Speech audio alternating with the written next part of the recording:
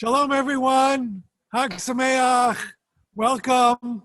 We're in my sukkah, my own personal sukkah, blowing in the wind and a lot of sun. And for my Erev Shabbat message this week, as we look to the holiday of Shmini Atzeret and Simchat Torah, we've invited a special guest, the president-elect of the Jewish Center, Alexandra Bar-Cohen, who is in Israel. And Alexandra, exactly where are you now? Well, greetings, everybody. I'm in my temporary home on Kibbutz Keturah, which is in the far south of the country in the Arava Desert. Nice to have you. And you're on the kibbutz and it's in the desert. So what does that exactly mean that you're in the desert? And is the kibbutz doing okay? Is it struggling? Is it thriving? How's it doing? Sure. Well, you may be able to tell I'm sweating. It's 100 degrees. It's an extreme climate. It's very hot and dry, virtually no precipitation. It's about 0.98 inches to 1.9 inches annually. That's compared to New Jersey's 46 inches on average. So that's quite a big difference. And as you can see, you have 100 degrees. I'm sitting in my sukkah with three layers on. I'm freezing cold. We have the extremes. We have the extremes. I'd love to show you this picture of the kibbutz. This is like an overhead picture, and you can see it's surprisingly very green, almost like an oasis. And if you were to walk through the kibbutz, you would see all manner of blooming plants and trees and bushes and even grass. The kibbutz itself is absolutely thriving. It's a classic kibbutz with shared services, pooled income, and about 180 members. But 500 people actually live here, and that includes the children of members, volunteers, and temporary residents, people waiting to become members, and it's expanding. In fact, the place that I'm staying in is new housing that they created. There are also many successful industries like dates. There's an algae tech that's an antioxidant industry, and tourism. So it's absolutely thriving here. So in particular, what we wanted to talk about was water and rain, because Shmini Atzeret is the holiday about rain. It's when we had a special prayer called Geshem, in which we ask for rain to come to Israel. We actually changed the liturgy on the Amidah from praying for dew to praying for rain. So let's talk a little bit about water where you are and what the kibbutz does in order to thrive with its water resources. Sure.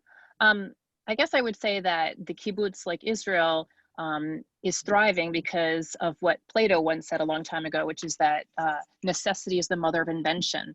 Long before rising global temperatures and population made water security a worldwide concern, Israel and this kibbutz made conserving water a top national priority. So over the decades, the entrepreneurs and the innovators have pioneered cutting edge drip technology, desalination for drinking water, and water treatment, wastewater treatment plants and technology, which has enabled Israel and the kibbutz as a beneficiary to reclaim between 80 and 90% of its wastewater. The vast majority of drinking water is from 5 desalination plants in the country. And we also share this technology with our neighbors, and we export it globally. So yeah. Oh, well, and actually, if you ask about the kibbutz specifically, I can show you right behind me on my beautiful back porch, an example of the drip irrigation, which is what basically it's tubing with drip emitters that irrigate precisely to the plant's roots so that you minimize waste and evaporation. So I'm going to just peek over here and you can see, I hope I'm not giving anybody nausea, but that's the drip emitters and the pipes and the tubing, and you can see the beautiful flowers even here on the very edge of the desert. So that's the drip irrigation. It was created by another kibbutz called Hatzerim, and now it's all over the place. You probably have some examples of it in your own garden, maybe. Another thing that they have in the farms in New Jersey, you see them with these drip irrigation. So it's interesting. So in the liturgy, it talks about the insecurity of water, which certainly still exists in Israel, and the biblical definition of Israel is between the rivers, between the Nile and the Euphrates, meaning that it's really dependent on rain, and how Israel now has sort of through technology and innovation, really try to make it a place that's secure about water and teach the world about water and taking care of water. What is the best, most well-known crop on the kibbutz, and how did it decide which crop to use, and how is that connected to rain and to water? Sure, I'll actually show you. If you look down here towards the mountains of Jordan, those are the red mountains in the distance, you can see all of those green trees.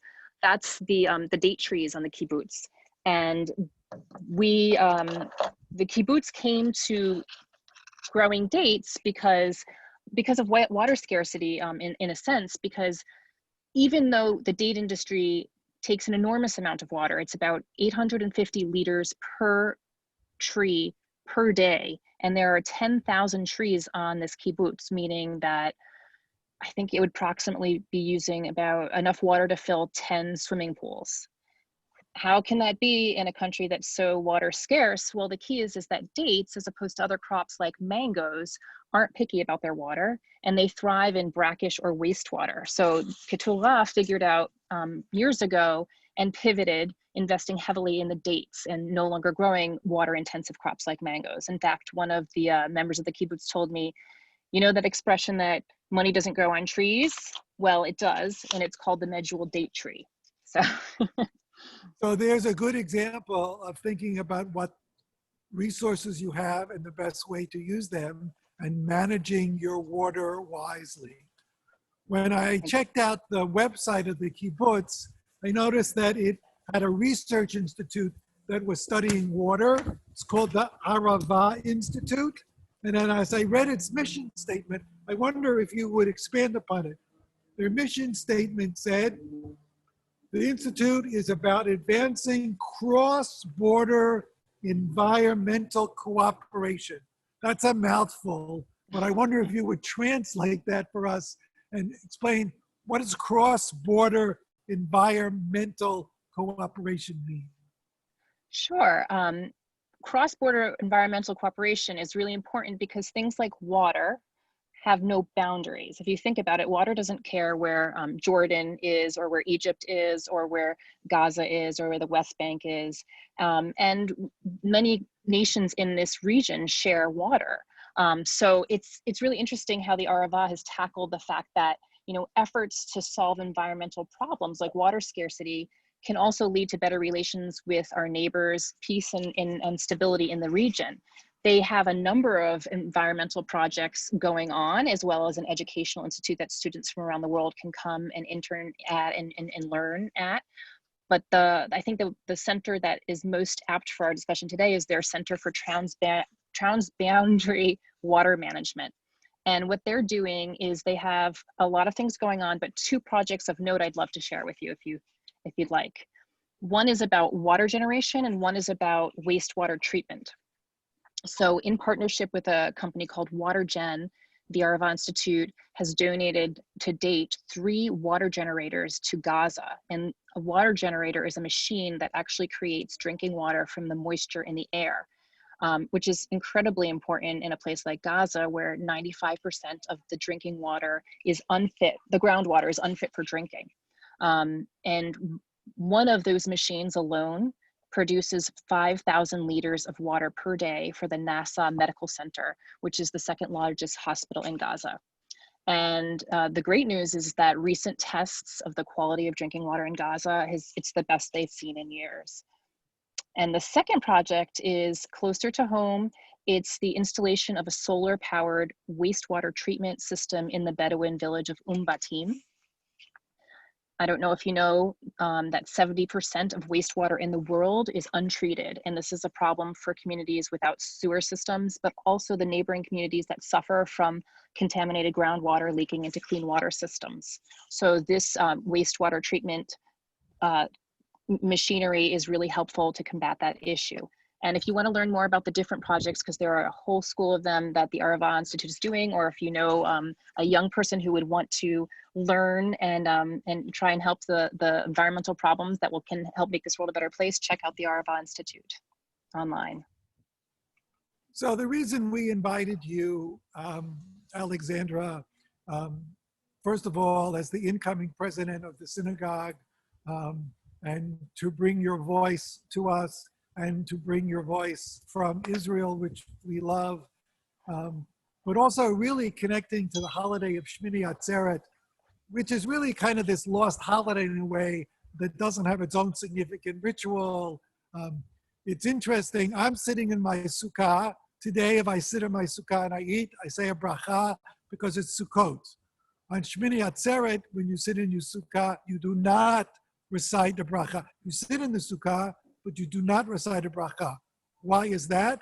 Well, because we recite the prayer for rain. And we want to make sure that our prayer is sincere and is with full intention. We're sitting in the sukkah, we don't really want it to rain. So the prayer might not be said with full gusto, Le'shevas sukkah. But it really is important to highlight the connection of the Jew to water and to rain and to Israel, which all really comes together in this holiday at this moment, which we really want to highlight all of the issues around the world about water, in Israel, in Princeton, wherever. And so that's what really this holiday is about. So maybe we will conclude, Alexandra, if I ask you one last question.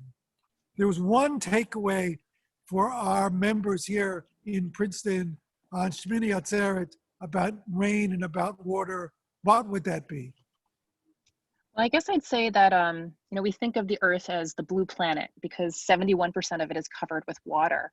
But what we don't think about is that we can really only access and use about 0.3% of it for drinking and our purposes, not just drinking. The rest is locked in oceans and soil, ice caps in the atmosphere. So on Shmini Atzeret and on all other days, we should strive not just to avoid wasting it, but also to find ways to reuse it, like we're doing here in Israel, and that's beginning to become a priority throughout the world. So thank you, Alexandra. Thank you for your message. And our dear friends here in Princeton and around the world, as you gather around your Shabbat table and your holiday table, and we think about ourselves, let's have a little bit of a sensitivity and a conversation about what are we doing to preserve our water resources and take care of our planet. Shabbat Shalom and Chag Sameach.